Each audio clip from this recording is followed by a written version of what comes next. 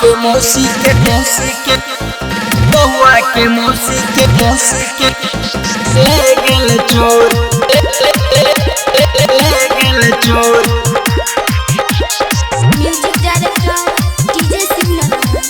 बउआ के मौसी के ले गेल चोर। हाला बाएगो बड़ी बिजोर बउआ के मौसी के ले गेल चोर। हाला बाएगो बड़ी बिजोर बउआ के मौसी के ले गेल चोर। बउआ के मौसी के ले गेल चोर बेटवा के मौसी के ले गेल चोर।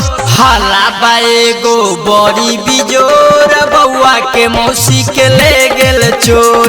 हाला बाएगो बड़ी बिजोर बउआ के मौसी के ले गेल चोर।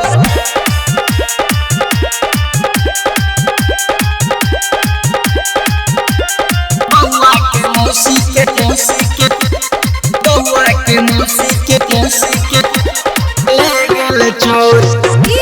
शिवनारायण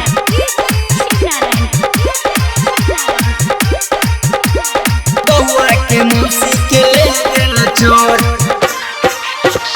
जखने हम गेली अपन ससुरार रे सुने के मिलल इहे समाचार रे जखने हम गेली अपन ससुरार रे सुने के मिलल इहे समाचार रे हो खता सगरो इहे सोर बउआ के मौसी के ले गेल चोर। हाला बाएगो बड़ी बिजोर बउआ के मौसी के ले गेल चोर। बउआ के मौसी के बउआ के मौसी के ले गेल चोर ले गेल चोर। Music director DJ signal. बउआ के मौसी के ले गेल चोर।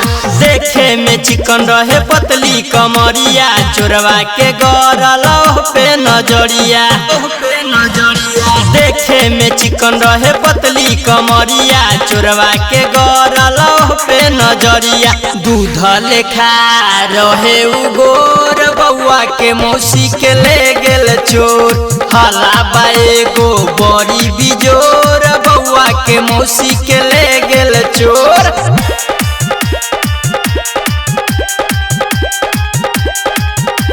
बउआ के मौसी के बउआ के मौसी के ले गेल चोर। शिवनारायण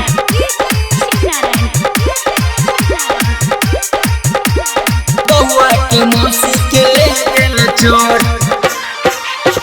सेठी नारायण करता चर्चा साला के हमारा बचल बा खर्चा सेठी नारायण करता चर्चा साला सरोजनी के लागल बा मरचा हो खता सगरो इहे सोर बउआ के मौसी के ले गेल चोर।